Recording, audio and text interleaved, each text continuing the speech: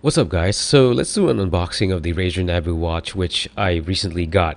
Now about the video, I don't really have a proper studio to work in and of course with the proper bulbs. So if you notice that the upload's a bit dark, that's because I did it outside the house and it was quite gloomy during that time. So yep, just in case you were wondering why the video looked like that. Anyway, so I recently got the Nabu watch from Razer, and this one I'm particularly excited about, mainly because I like wearing watches, and being a gamer, having a Razer built watch is a great combination. Now, I picked the Forged edition as I wasn't really a fan of the green lined or green extended version. Now, being a Forged or the Forged edition, it has a more premium feel, but don't confuse this with the original intention of Razer, as it is still very much a rugged watch. Now, in terms of matching it with whatever you're wearing or the occasion that you have to get to, it's the Forged edition is simply just not as limited as you would have been having gone with the green extended version. Now, it comes with a it comes in a nicely packaged box.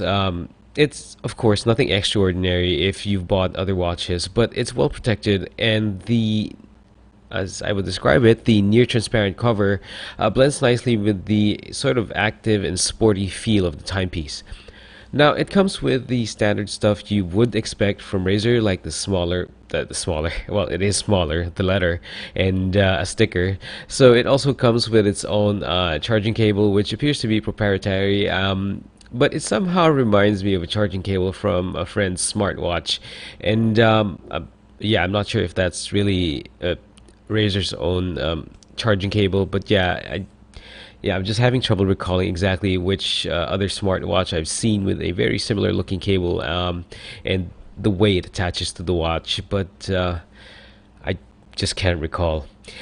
Anyways, so the watch itself, as mentioned, has a very premium, rugged feel. It will remind you of some of the more expensive G-Shock models, and this Forge edition does have as I would say, it's better side buttons compared to the green one, and the steel accent works nicely.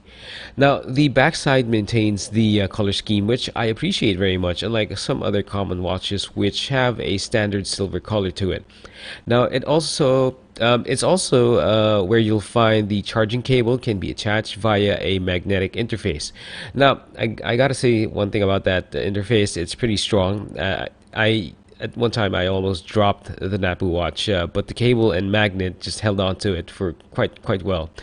And about that cable, well, it's just me, I guess. I was just hoping it could be attached differently so you don't have to take the watch off your wrist in case you wanted to charge it while using a laptop, or if you happen to have some battery pack lying around while your arm is rested on a table. So yeah, I wish it could have been better. Without you could have the chance to charge your watch without having to take it off your wrist. The strap of the timepiece agrees with the design of the watch, so the rubber type material was soft enough, but it sure didn't feel like it would break easily.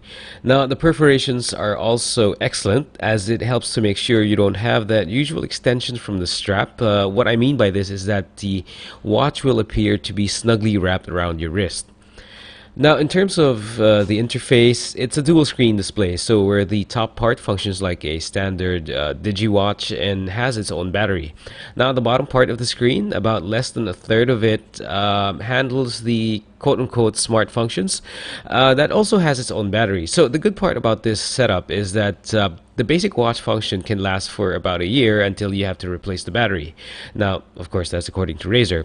Now, the bottom part, which handles fitness tracking, notifications, and details exchange, and all those things, will require more frequent charging. So, I read somewhere that the power fully charged the bottom part, having it fully charged, might deplete in about a week's time, depending on use. So if you also use a fast charging port, you can get it to full charge from 30% to max in about less than 20 minutes. And that's just me recalling from memory, so it could be inaccurate. Now, speaking of the smartwatch functions, it's quite basic, but it does the job. So you get your basic notifications, sleep tracking, pedometer function, yeah, and a few other features. That part of the watch can be synchronized with your iOS or Android device and has some decent connectivity and convenient features.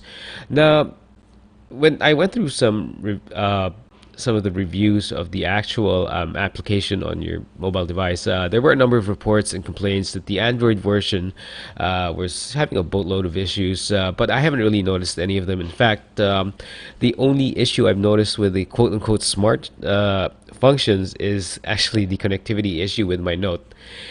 And yeah, so there you have my short unboxing and sort of impressions of the Nabu watch. So let's just be clear, it's not really a gaming watch per se, but it is made by Razer. And one thing I can also say is that just looking at the watch itself and the the smart functions it has, using it for about a few days now, it's not really for those who are looking for a more robust smartwatch feature set, as it is very limited. But if you're a gamer and want a piece made by a gaming company, or if you're a fan of Razer, or if you appreciate the specific rugged look of this piece as opposed to some other rugged looks of, let's say, some other brand like Casio, then yeah, this is the watch you should consider. Anyway, thanks for watching this, guys, and I'll talk to you soon.